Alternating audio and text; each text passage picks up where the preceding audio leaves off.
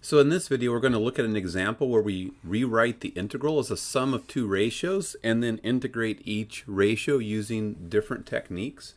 So we start off with the integral 3 plus x over the square root of 16 minus x squared.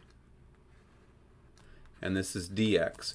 And what I want to recognize is I have two expressions separated by an addition in the numerator, so I can break this into two ratios, 3 over the square root of 16 minus x squared and x over the square root of 16 minus x squared.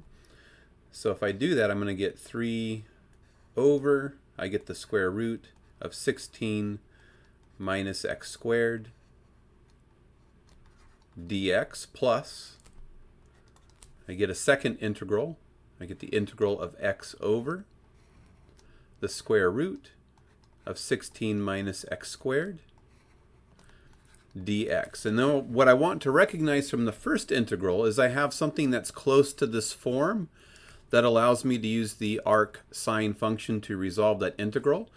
The second integral, because of the variable in the numerator, I don't have something that's close to the form a constant over a square root of a difference of squares, but I do have a numerator that is almost the derivative of the expression underneath the radical sign. In fact, it varies by only a constant. So a u sub setting u equal to the stuff under the radical would be a useful move here, whereas for this first integral, trying to rework it so it matches the form that we see right here so we can use the arc sine to resolve it is going to make sense.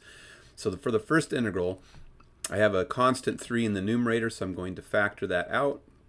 So I'm going to get 3 times the integral of 1 over, and I'm going to have the square root, and it's going to be 4 squared minus the x squared dx, which you can see is exactly the form that we have here with a equal to 4 and u equal to x. Plus, for this one, I'm going to do the u substitution, u equals 16 minus x squared. So u equals 16 minus x squared. And then if we take the derivative with respect to x of both sides, we get du dx equaling negative 2x. And then by algebra, we're going to get x dx equals negative 1/2 du. And so we can do that u substitution.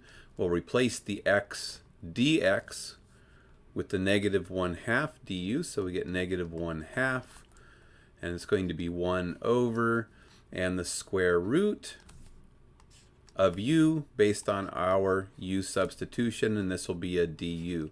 Again, we're replacing the x dx with negative 1/2 du. I pulled the negative 1/2 out, and then we notice that we could actually rewrite this as just a minus 1/2.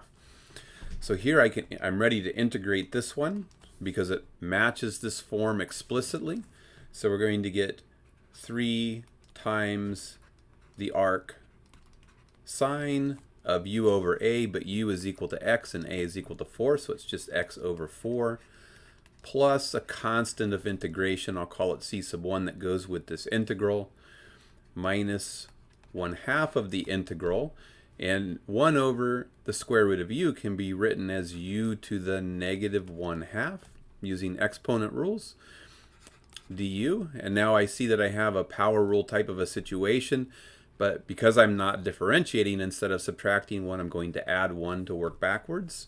So I'm going to get 3 arc sine x over 4 plus that first constant of integration minus 1/2 times, we're going to add 1 to this exponent, which will give us a u to the 1/2 power, but we need to multiply by the reciprocal of that exponent, plus we get a second constant of integration, and now we can simplify things a little bit. We get 3 arc sine x over 4 minus, we get a 1/2 times 2 is 1, so we just get 1 u to the 1/2, but u by our u substitution is just 16 minus x squared. So this is to the 1/2 power, and then plus we add the two constants of integration together into a single constant of integration. And again, the convention usually would have been to just write it once, because we know that ultimately we're going to combine them into a single constant of integration.